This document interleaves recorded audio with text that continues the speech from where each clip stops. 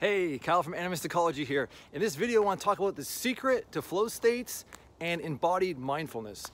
And the reason I call it a secret is because, hey, on YouTube, it gets people's attention, but also because in our normal schooling, this is never talked about. It's avoided. It's almost against the ideology of Western schooling to even talk about this stuff, because Western schooling is about training the mind. It's about thinking. It's about the future, progress, right? And today it's also about deconstructing the past as well. But what it is almost never about is the living present, is the deep now, is how we actually get in these states of complete presence, of flow, of embodied mindfulness, where the magic in life happens and things become enchanted. And that's why I film in the forest, because this is a place that naturally puts you into a more present state. And if you ride that state and you become more present in that state, you can feel a much deeper sense of connection to this web of life we're part of. And feeling that is an amazing thing because it makes us come alive. It heals us. It quiets this neurosis of always planning for the future and ruminating over the past that just ruins life, the quality of life for so many people in the West, which prides itself on this quality of life, right? Material quality of life. But often there's this poverty of the mental environment, this poverty of time, of always being busy, progressing to the future and worrying about things in the past that you're gonna repeat again and again because you're not present. So this is what is taught in our schools today. From a young age, we've all gone through this process in many ways. And to break free from it, to get into these flow states, to get into these states of embodied mindfulness, we can do it. And this is the secret, okay? The recipe to do it. So flow is not about thinking, okay? Embodied mindfulness is all about thinking. Mindfulness is being aware of your thoughts, aware that your brain kind of works on autopilot, right? Your brain keeps you alive. It has different mechanisms like your amygdala that are scanning your environment for threats, for things to worry about. Therefore, we pay attention to that. And we have the mind, which kind of rides on top of the brain, that works with all that. And the mind is mostly in the future and in the past. And flow happens in the living present, in the deep now. So what you need to learn to do is feel deeper, okay?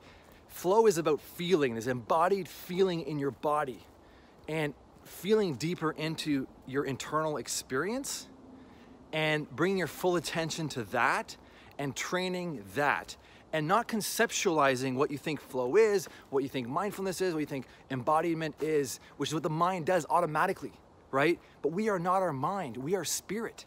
And spirit is about feeling, it's about connection, it's about embodiment. And we drop into the body below the neck, because most of life today is just neck above, right? We're just these almost like machines using these screens to do all this stuff, but never really being present in our bodies, right? And often sitting with bad posture and shallow breath and all these things that make it very hard to feel in our body, really feel present and alive. So what you want to do is ideally practice outside when you're walking. You can do this anywhere, okay? And you want to walk, you want to explore, you can sit somewhere you find it very beautiful, and you want to look around you and you want to ask yourself, how does this make me feel? How does it make me feel? And instead of coming up with an answer, which your mind's going to do anyway, it's the nature of the mind, it works on autopilot, you want to just feel in your body, feel the presence, the aliveness. And if you're in a forest, ask yourself, how does this forest make me feel? And then drop into the body and just feel. And you'll notice that when you're really immersed in feeling, your mind quiets naturally, right? It's very hard to have full presence in feeling and have your mind thinking about something else, right? And thought can be okay if it's about what's happening to you right now. And you're hearing the thought and you're dropping back into the feeling. So thought's not necessarily this bad thing, but the problem in school, we're trained in this thinking all the time. And it's like, we always think, right? And the more you think, the more impoverished your experience gets. Because real flow and real success in life is about connection. It's about talking to people, it's about doing things, not thinking about them, right? And you look at these intellectuals that are all in their mind, do they make impact in the real world usually? No. It takes an entrepreneur, someone creative, to then commercialize that often, right? And they could do valuable research, but the embodiment's not there, right? And usually the more highly trained you are in Western education, the more anxiety you have, the more likely you are on pills or on some sort of narcotic, right? So you want to be present. And the living present comes from this feeling. And to train that, you want to start asking yourself, how does this make me feel? How does this experience make me feel? And then individual things in your experience, a tree, a painting, a room, a person you spend time with, how do they make me feel? And then feel that, right? That's the secret to flow, because it happens out of feeling. It happens out of this embodied feeling of the deep now, of presence. And really it's embodied mindfulness, because so much of mindfulness, the way it's taught in corporations today and in our school system, it's just one more thing to beat yourself over the head with, right? You're not being mindful, and someone's like, you're not very mindful, and you took a course, and you know, you're not that mindful. And this sort of patronizing condescension doesn't inspire change, both when it's in our own mental environment, but in other people project it on us, or we project it on other people. So we really want to be cognizant of this, that a lot of the way we're motivating change today is with thought, is with judgment, is with, you know, analysis of people, evaluation of their behavior, and we do it to ourselves. All we do to other people is a projection of what we do to ourselves.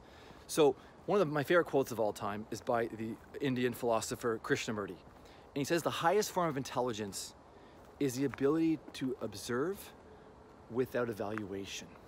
So what he's meaning by that is, if you can just observe and feel who you are, why you are, where you are, the here and the now, without evaluating as being good, bad, happy, sad, just feel it.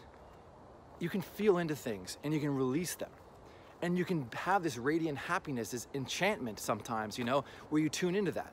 And the world's gonna pull you out of that, because that's the nature of life and work and this crazy frenzy world we live in today.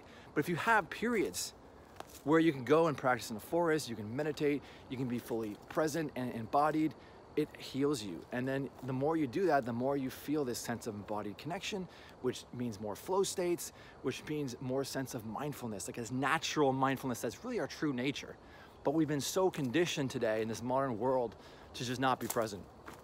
And it's not our fault, it's the environment we live in. We live in this artificial environment, you know, artificial air, artificial lights, you know, artificial screens for almost all of our experience today, right?